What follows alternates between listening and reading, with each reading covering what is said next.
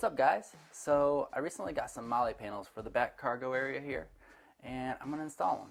Right, so they're gonna go in this back window area here, and what's nice is that it's gonna use fact locations that are already like from the factory. So there's gonna be a point here, and then there's one right here, and then this is gonna come off as well up here. So it's really cool. I just opened them up, and it looks like, so they're made out of aluminum and they're black powder coated, and from what I can tell so far, the finish on here is really nice.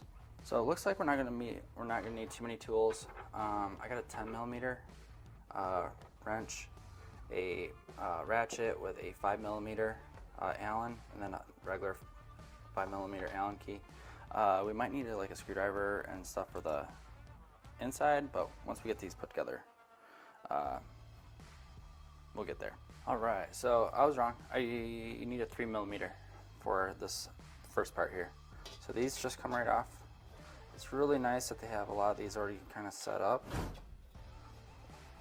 This kit looks to be like it's really well put together. This kit I actually got off Amazon, and I'm super impressed with it right now, because this kit was only about $100. All right, cool. So I freaked out for a second because these holes weren't lining up. The top two are fine, but ta-da! Yes, and these screws are actually 3mm. So 3mm. What's nice is that they actually have threads that are already like welded onto the back.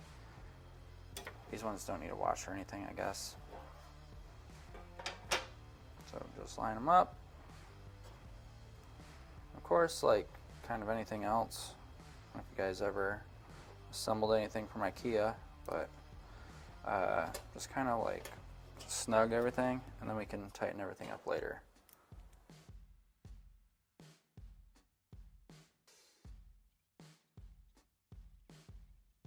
All right, so we're going to use 6 of these. These are the smaller ones. I got them kind of already put together. There's a lock nut, and then there's a 5mm Allen bolt with a washer. So we're just going to do this bracket right here. All right, so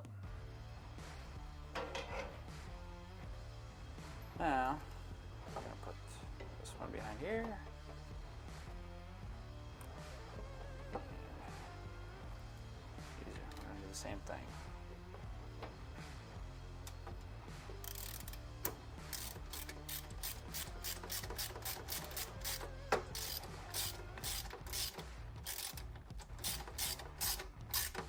Cool.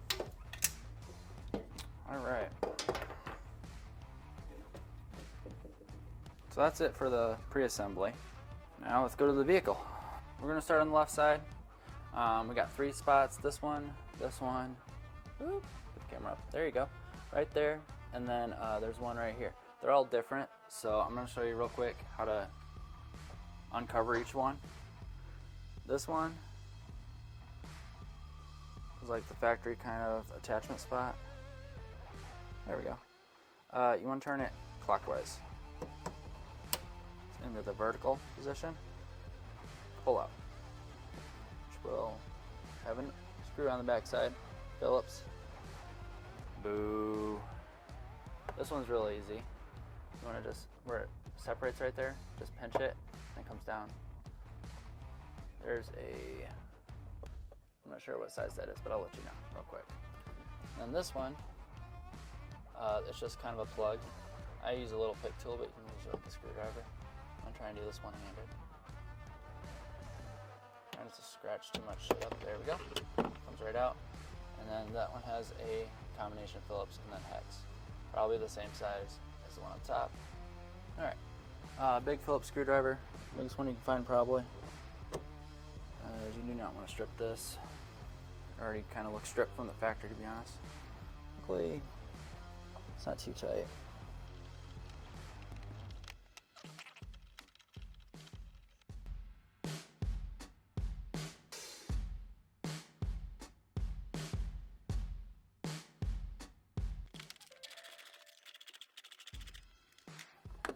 Alright, so it's going to go up there something like that, looks like. And there are, the bottom ones have these spacers. So there's a bolt, washer, and a spacer. One of them is long, or one of them is long, one of them is short. The long one goes towards the front, and the short one goes over here in the rear. So I'm gonna try and get this one first because it's probably gonna be the harder one.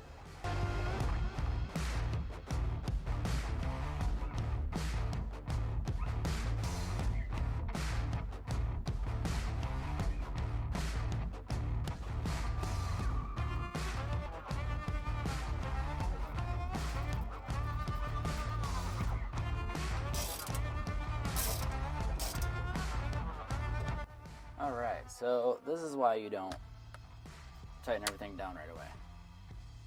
That's pretty far away. So I think we're okay. This bracket, you just tighten up these bolts and then we can slide it to the right. And then I think if I loosen up the bottom two, it'll come up just enough for it. And what this one does is this uses the original bolt that was in it. And it already has the washer. It's a 10mm, so. A lot of these kits have this gap at the top, which I was kind of wanting to avoid. So I just thought it would look better. But I can tell with me having to adjust this right here, I'm gonna have to get a wrench behind that so it doesn't spin.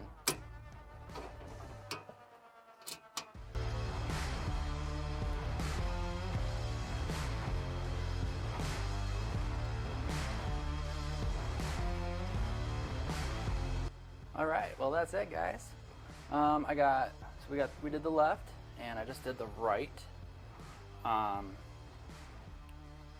got one of the, like I said, the first aid kit up there. And what's nice is it does come with some straps already in the kit. Of course, you can get better ones, and I'm sure you'll need much more than what they provide you. But got the axe there. I got lots of other stuff. It's nice because it keeps it out of the way, but it's still accessible if you need it, like especially like if you need the first aid kit in a hurry. But that's it. Looks like a pretty solid kit.